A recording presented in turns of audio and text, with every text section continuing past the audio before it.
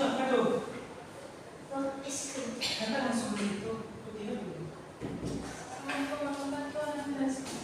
Waalaikumsalam warahmatullahi wabarakatuh.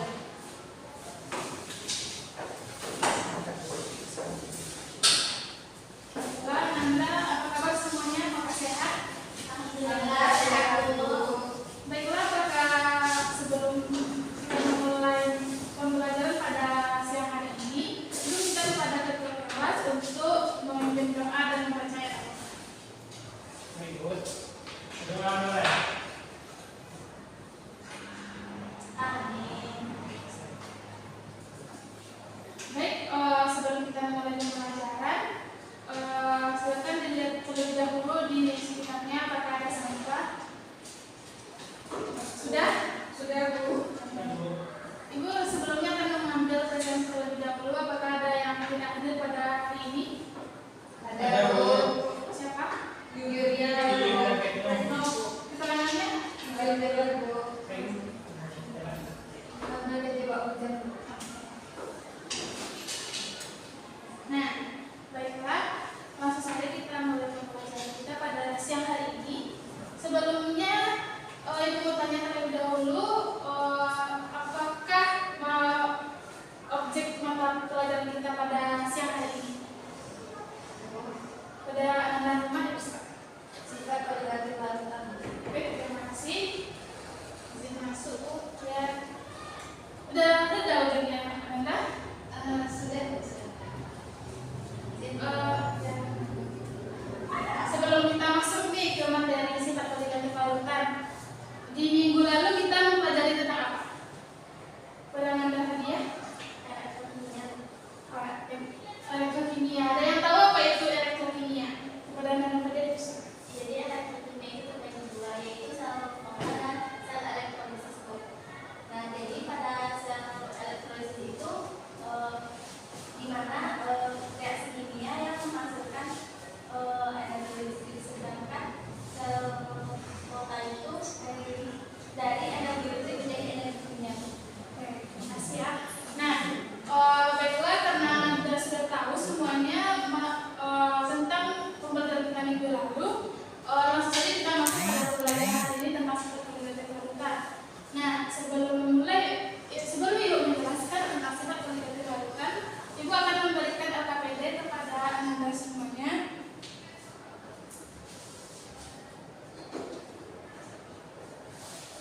Ibu akan memberikan LKPD kepada Anda semuanya tentang pembelajaran kita pada hari ini.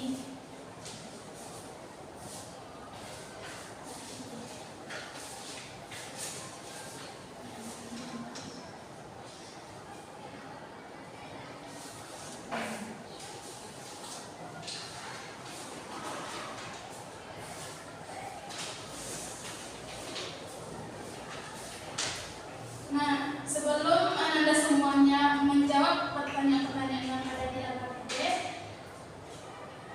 Ibu akan memberikan sebuah gambar terlebih dahulu.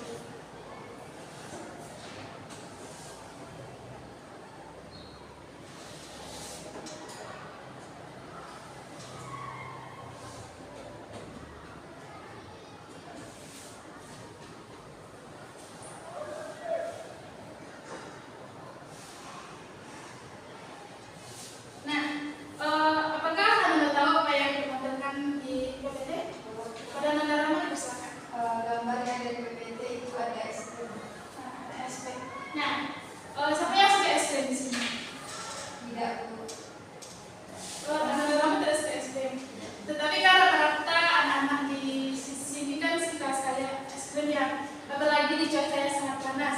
Nah, ternyata dalam pembuatan es krim ini dimasukkan salah satu prinsip dari sifat koordinatif larutan. Nah, untuk mengetahui sifat koordinatif larutan apa yang digunakan dalam pembuatan es krim, kita akan mempelajarinya pada pembelajaran hari ini. Nah, Ibu kan sudah memberikan LKPD kepada Anda semuanya. Silakan Anda buat yang mana kelompok 1 Ibu meminta untuk Anda membuat poster semenarik mungkin. Untuk kelompok 2 Ibu meminta Anda untuk membuat resume di kertas karton lalu ditampilkan nantinya.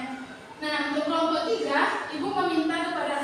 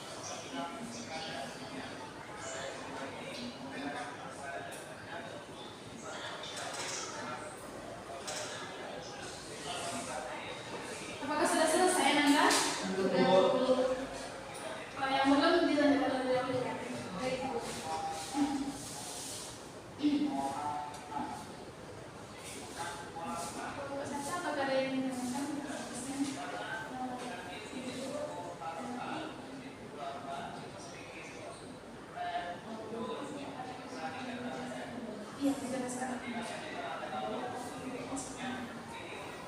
Nomor 3 apakah ada yang menanyakan? Cepat ya. Nomor 2 apakah sudah selesai? Akan sampaikan berikutnya.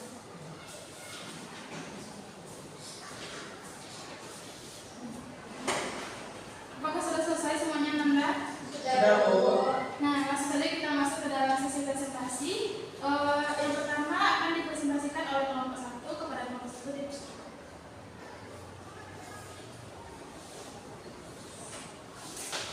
kelompok 2 dan kelompok 3 silakan diperhatikan katanya ya. Baik, Bu. Baik, kami dari kelompok 1 akan mempresentasikan hasil diskusi kami. Pertama yaitu sifat poligatif larutan merupakan sifat larutan yang tidak bergantung pada jenis zat terlarut tetapi bergantung pada jumlah partikel terlarutnya. Nah, salah satu sifat poligatif larutan yaitu penurunan tekanan uap atau delta P. Nah, delta P merupakan tekanan uap merupakan tekanan suatu uap pada keseimbangan dengan fase bukan uapnya. Semua zat padat dan zat air memiliki kecenderungan uap menjadi gas dan semua gas mempunyai kecenderungan untuk mengembun. Nah, hal yang mempengaruhi tekanan uap larutan ada 3. Yang pertama yaitu konsentrasi zat terlarut atau berbanding terbalik. Yang kedua, gaya tarik menarik atau partikel atau berbanding terbalik. Yang ketiga, suhu dan energi kinetik molekul atau berbanding. Selanjutnya itu contoh soal mengenai pertama sebelum kita masuk ke soal kita harus mengetahui rumus dari penurunan tekanan uap atau delta P. Nah, rumus penurunan tekanan uap delta P sama dengan P0 kali P larutan. Delta P yaitu penurunan tekanan uap, P0 yaitu tekanan uap pelarut murni dalam satuan milimeter atau atm. Lalu pelarutan yaitu tekanan uap larutan dalam satuan atm. Nah, kita menentukan P0 itu juga memiliki rumus yaitu kita juga mengetahui P larutan sama dengan P0 kali NA kali I per NA kali I tambah NB. Selanjutnya kita masuk kepada contoh soal. Dilengkapi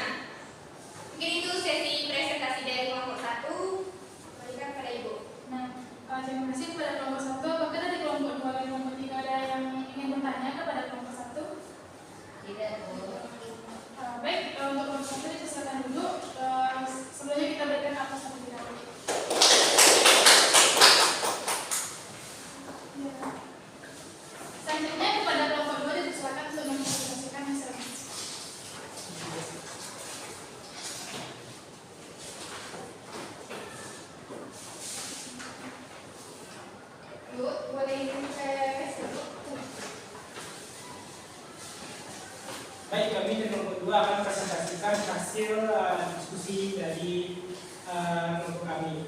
Di sini kami menjelaskan yaitu sistem penilaian larutan terdiri dari dua materi, yaitu penurunan titik beku atau delta TF, dan yang kedua itulah tekanan osmosis atau dilambangkan dengan P. Yang pertama kita bahas terlebih dahulu penurunan titik beku atau delta TF.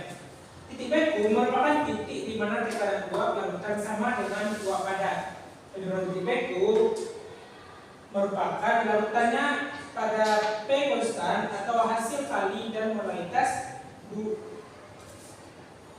ZOH dengan tetapan penurunan titik beku molar. Persamaan titik beku dirumuskan sebagai berikut. Delta TF sama dengan titik beku pelarut dikurang titik beku larutan atau TF sama dengan TF0 dikurang TF1. Kemudian jika larutannya itu bersifat elektrolit, jadi delta TF-nya itu adalah KF dikali M dikali I. Sementara larutan yang bersifat non-elektrolit itu adalah delta TF sama dengan KF dikali M.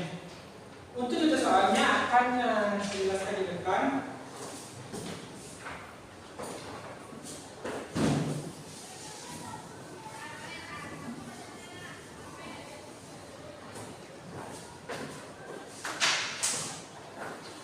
Untuk soalnya itu adalah dalam 200 gram air terlarut 10 gram urea atau CONH2 dua kali.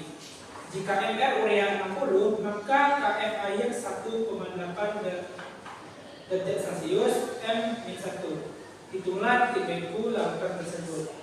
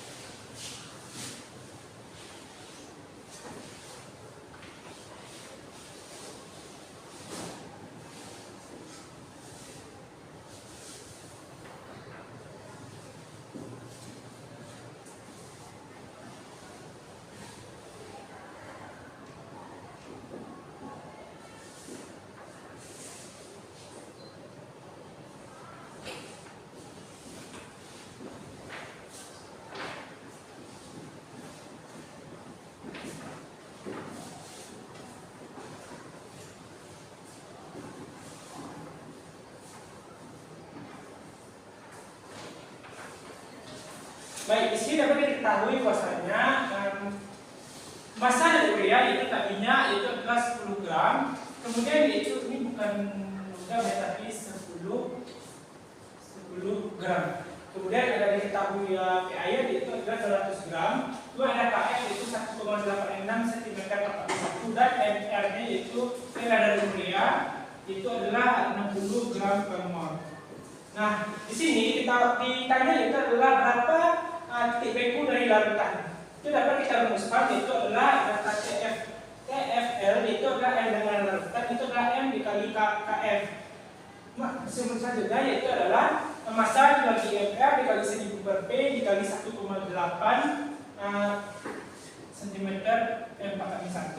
Kemudian itu diturunkan, masukkan yang massa tadi itu 10 gram, M-nya 60. Kemudian dikali 1000 dibagi jumlah P dari 200 dan dikali 1,86 cm per menit 1. Dan diperolehlah titik beku dari larutannya yaitu adalah sebesar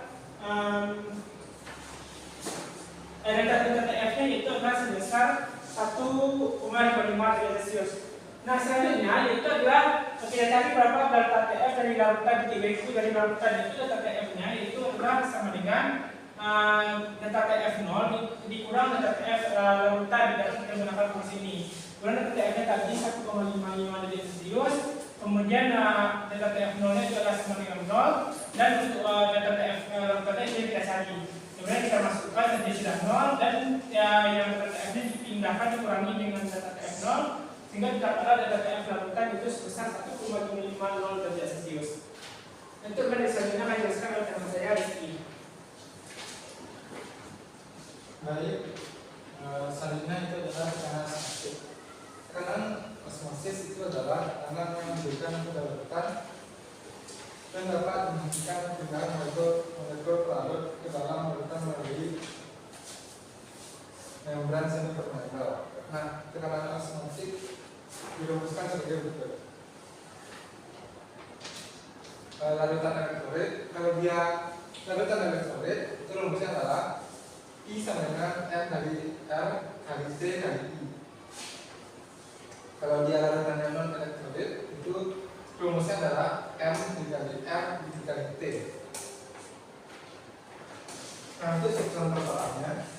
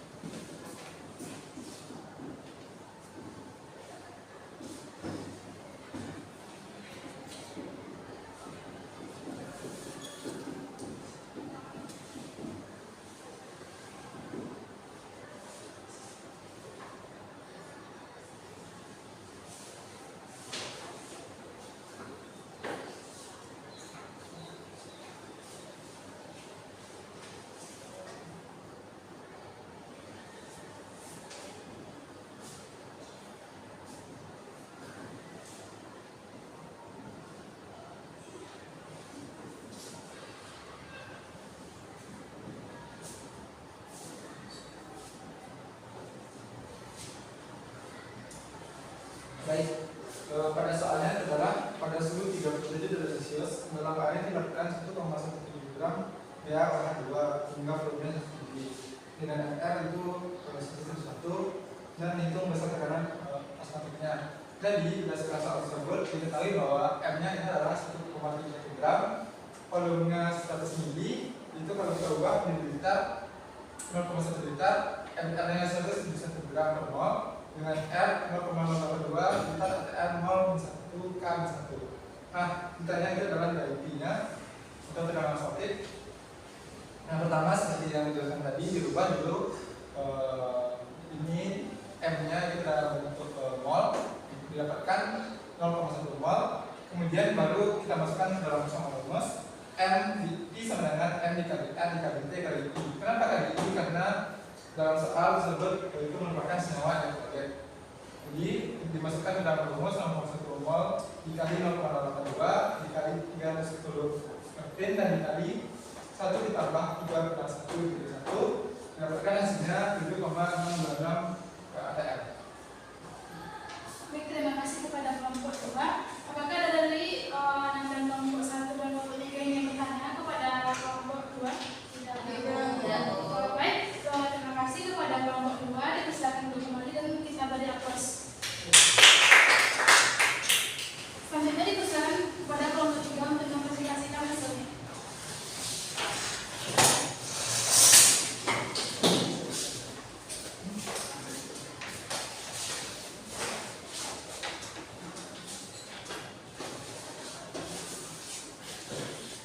Baiklah, kami dari kelompok 3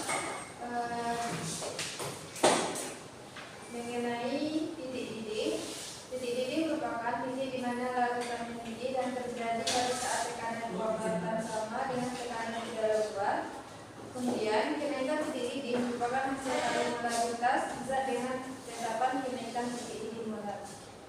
Selanjutnya akan dijelaskan oleh Jadi untuk kenaikan titik didih itu yang pertama itu kami dari menyusun rumusnya, yang mana untuk rumus kenaikan titik didih yang pada larutan elektrolit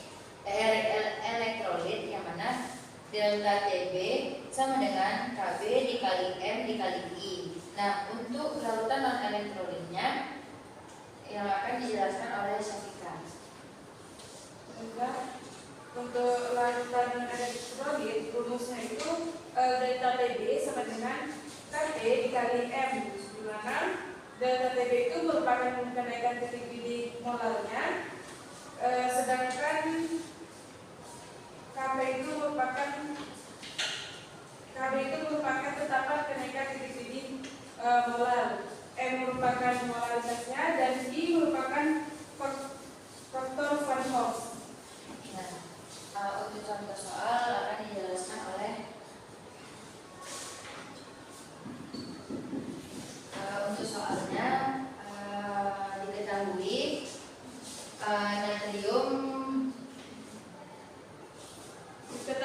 natrium hidroksida atau NaOH 16 gram dilarutkan dalam 500 gram air, maka hitungan titik didih larutan tersebut.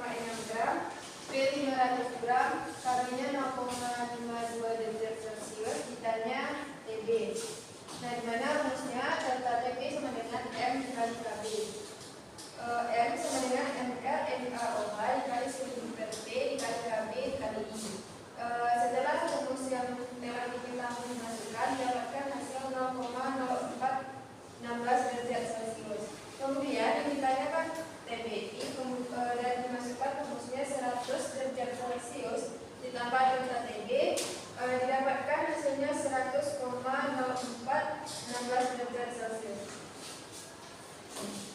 Baik, terima kasih kepada kelompok 3. Apakah dari Ananda semuanya ada yang bertanya kepada kelompok 3? Baik, pada kelompok 3 silakan untuk duduk kembali dan kita berikan aplaus.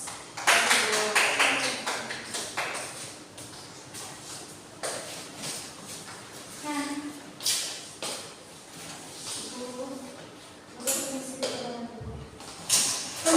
sebenarnya kita masuk pada materi. Boleh sedikit boleh?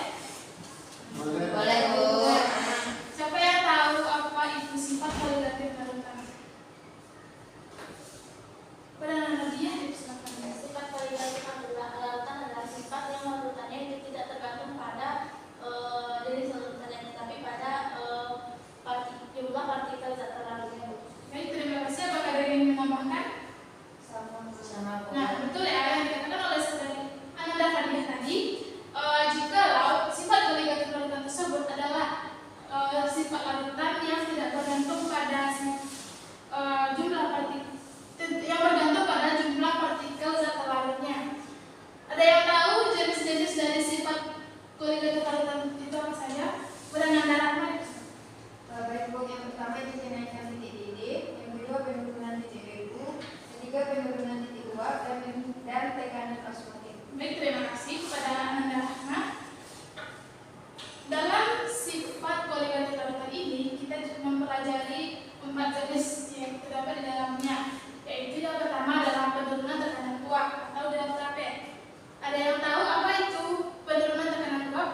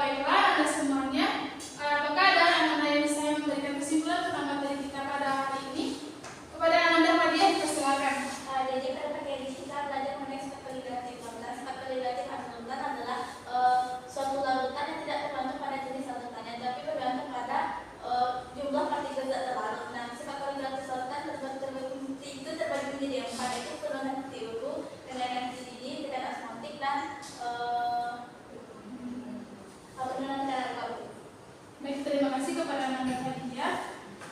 Kesimpulannya cukup bagus sekali karena sudah memuat tentang